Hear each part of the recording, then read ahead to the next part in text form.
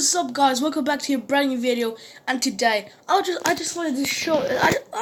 Actually, guys, I just want to do some, scary reaction videos because I actually haven't been doing them, guys, for a really long time. And I think it's actually one of my second times of actually doing reaction videos. So I think I should actually do like once a week of a reaction video. So it might be like a funny one. It might be a scary one. It might be a real video. It might be a animated video. Like I just want to react. So today I got a video for you to watch with me, and I'm gonna be like kind of pausing the video to tell you, so I don't speak over the person who is speaking on the camera. So I'll be pausing the video and I'll be like, well, and I'll be saying what I think about it, but I don't know. Let's just get started. I do have braces on, guys, so I'll just make it a bit. There we go. I got braces on, so it kind of hurts for me to talk much. So we might watch a video, and then through like half a video, we're gonna be like pausing it. So let's just get started. Okay. This happened to me in the 1970s. To be exact, it was November 23rd, 1971. I was 20 years old at the time and was really down on my luck. Okay. I was living in Portland, but I'm from Seattle, and I'll be going home very soon.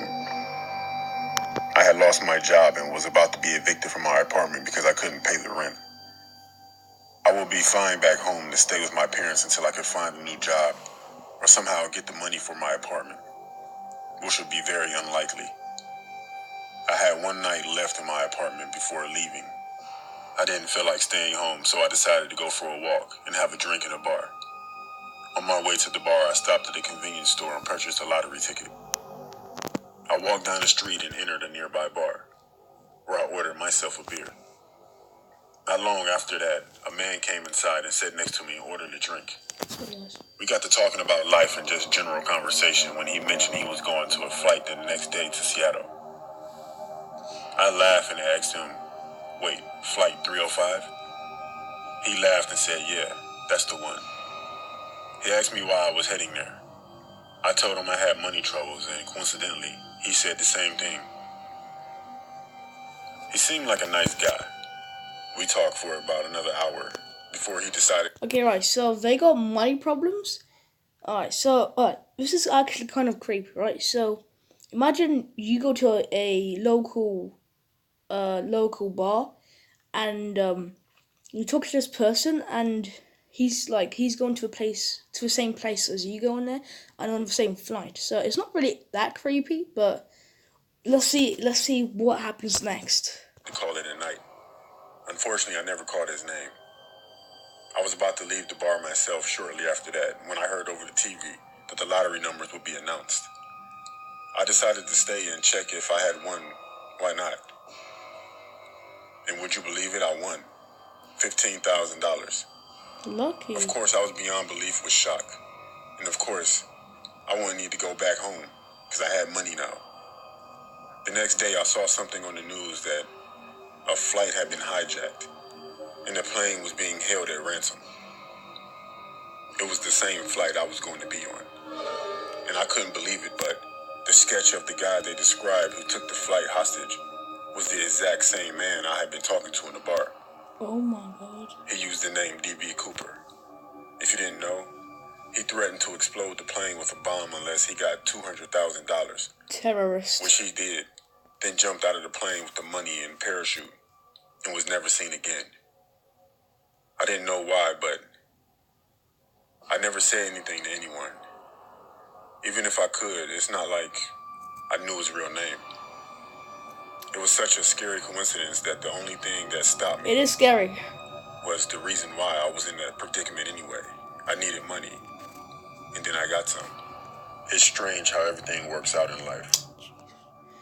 Oh my gosh. So if he didn't win the lottery, he actually would have died because he would have went to a plane 305 which have exploded. Oh my God. That's quite strange, actually. Oh my God. I think that's it. Yeah. Hold on. Great. Okay, I'm back now. That was just an adverb. I didn't really want to show you it. So, okay, so we're gonna react to probably 2 more. I'm not sure if it's gonna be 2 more, but I mean, let's just watch it. This happened when I was in college. I was Okay. 20 at the time, studying for an upcoming exam in biology. That is, until my roommate busted in my room. She wasn't yelling, but I could see she was drunk by her excitement. I rolled my eyes and sighed. I completely lost focus now. But it was okay. I kind of gotten used to her behavior. She was a party girl while I was, well, a nerd. I tried to get back on my reading tracks again, but she patted me on the back and drunkenly giggled before speaking. Come on, Jasmine. Every time I see you, you're always reading a book. I sighed before speaking. And every time I see you, you smell of alcohol and vomit. She frowned at me. How about this? I'll be quiet all week if you come to this party tomorrow at 8. I wanted to say no, but then I thought about it. I mean, I do always work really hard. Besides, she won't barge in like this for the whole week? Sounds too good, I thought to myself. So I nodded and continued to read. We got ready. I hadn't dressed up in ages, so I was kind of excited. The party was loud, filled with drunk people making out, bumping and dancing. The party was hosted in a basement-like setting, only it was much bigger and had a lot of space. I'm not going to lie, I did have a few drinks. I wasn't drunk, but I was definitely tipsy. So, as my view became tilted, this guy comes out of nowhere and has small talk with me. He was fairly attractive. He didn't seem drunk. We met and exchanged names. From what I remember, he had red dyed hair and blue eyes. He was white and about 6 feet. His name was Luke. We laughed and talked about topics like studying and books and that kind of thing. The talking went on for about a half an hour. He then said, Hey, I'm going to get another drink. Want anything? And I said, why not? I mean, I'm having fun. So later on, he came back with drinks. And the next thing I remember, we were making out in the corner of the party room. It was so quick, and then he asked me, Want to go back to my place? Which I politely declined. I already know what he wants. Besides, I needed to be on campus in the morning.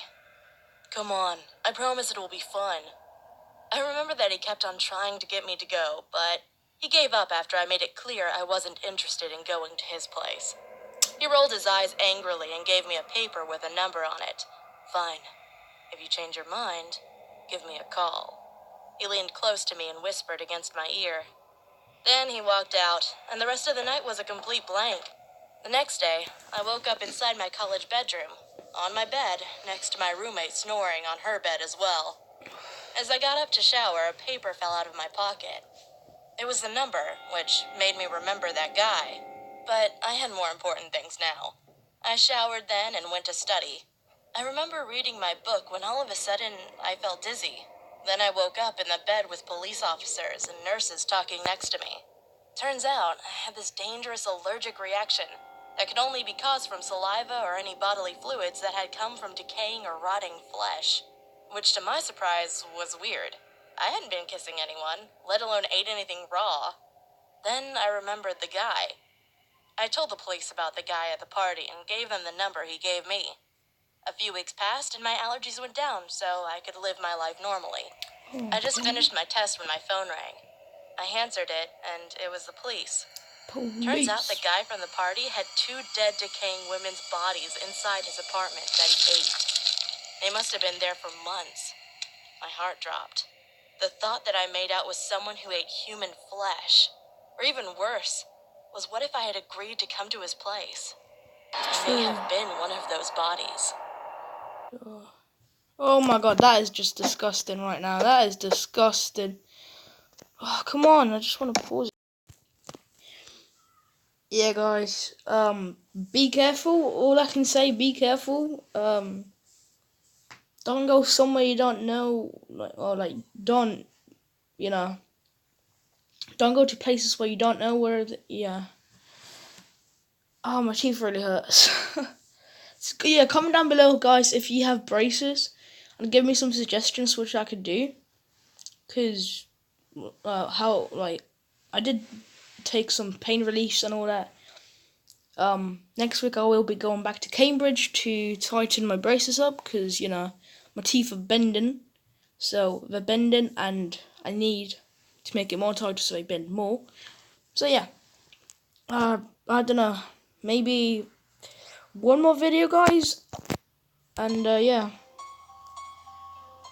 I hate. When I was in the 7th grade, I heard about astral projection for the first time and thought the idea seemed pretty cool. Who wouldn't want an out-of-body experience and travel around the world? Anyways, I've been attempting it for several months to no avail. I did doubt it wasn't real and eventually stopped attempting it. Then one day on a January, I decided to hit the bed at around 7 p.m. to take a nap, and the next second I began to feel I was being pulled out of my body as a strong vibration feeling overcame me, similar to that body feeling you get from a strong nicotine rush. I then was floating in my room and felt a presence right behind me, but didn't think much of it. It wasn't a good presence. His house is haunted. All I can say, guys,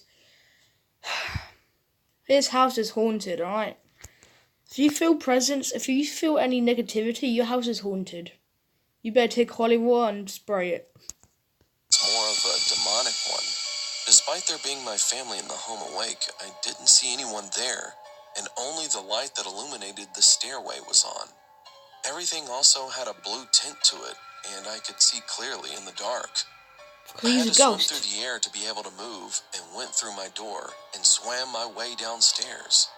I decided to go up and through the ceiling, and then through the roof, and explore this new plane of existence. However, as I went through the ceiling, I saw this creature rushing towards the stairs, and it stopped as soon as I stopped moving to see it. I could only see the back of it from the right side of it since it was blocked by a wall, but it had yellow skin, pointy, elongated ears, a tail that's medium-sized, and it appeared to be as tall as I was at the time, 5'6". I stared at it for a few seconds, frozen in fear, and before I knew it, I was awake, back in my bed. I looked at my clock and several minutes had passed by. I don't know what to think of that, but it was an interesting experience.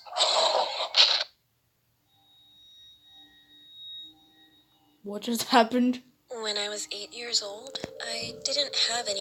Oh my god, guys. Oh my gosh. Oh. Okay. Maybe I should try it one day. One day. I don't know how, but I'll try it, okay? I'll try it. Anyways, thank you so much for watching, guys. I'll do another reaction video next week. Probably on a Friday or on a Wednesday. Anyways, guys, this is going to be my main channel. But check out my other channels, Horror Finder, Noob to Pro, and all of them. But yeah, thank you so much for watching, guys, and I'll see you guys later. If you want to check it out yourself, just type in scary stories or scary animated stories, and you got them. And yeah, see you guys in a bit.